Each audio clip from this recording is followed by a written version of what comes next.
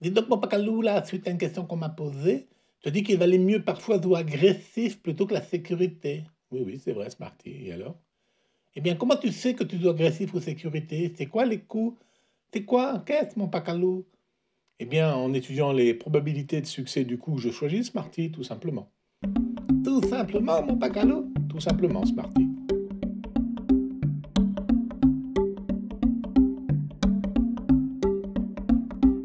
Alors bien sûr, sur le parcours, je ne peux pas calculer une telle probabilité. Je suis obligé de simplifier. Je pars de stats simples et j'intuite, comme vu par exemple là et là. Mais du coup, je me suis posé la question, comment je pourrais calculer la probabilité que mon coup soit bon, c'est-à-dire sur le fairway, pas dans un obstacle d'eau, pas dans un hors-limite, si possible pas dans un bunker. Alors j'ai développé une petite simulation que voilà en Python. Python, c'est un langage de programmation assez simple à appréhender. Alors d'abord, je paramètre un parcours pour pouvoir le dessiner. Ben, c'est des carrés en fait, hein, mon Pacalou là. Oui, oui, c'est assez grossier, j'en conviens. J'essaierai de développer un truc un peu plus joli à voir et plus précis que des carrés.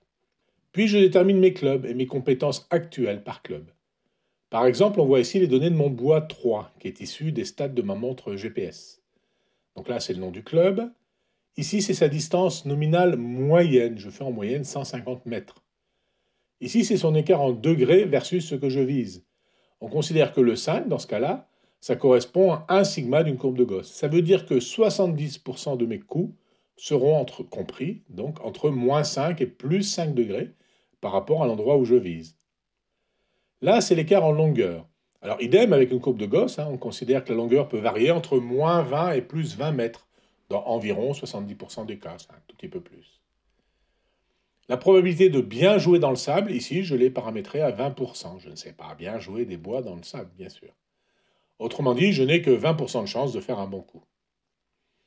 Alors le DF là, ça signifie que je sais jouer ce club que sur le départ, sur un tee ou pas d'ailleurs, et sur le fairway. Dans toutes les autres conditions, je ne sais pas les jouer. Alors du coup, ça rend inutile l'estimation sur le sable juste avant, parce que je ne joue jamais sur du sable. Le false ici, ça veut dire faux, ça veut dire que je ne sais pas doser mon club. Je fais donc que des pleins coups en bois 3, je ne sais pas faire autrement.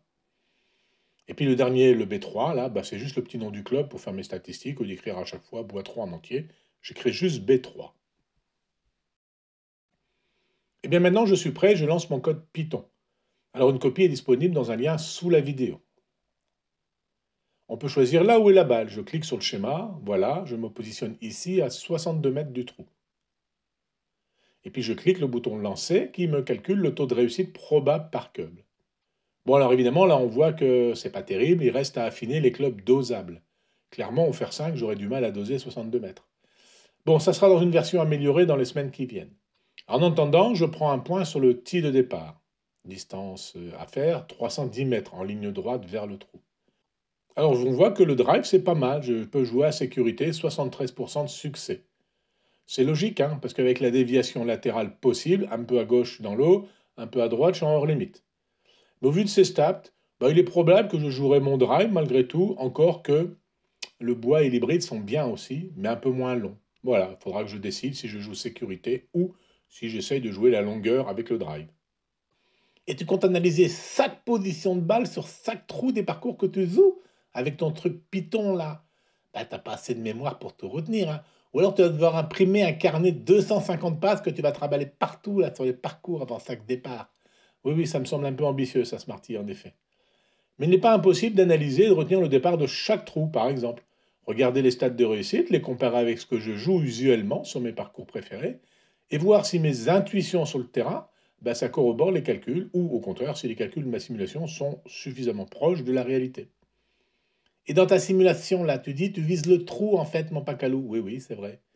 Mais si ton parcours est tordu, là, comme ici, t'as peut-être pas intérêt à viser le trou, hein.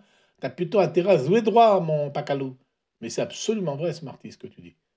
Du coup, je te donne rendez-vous dans la prochaine vignette pour un simulateur amélioré.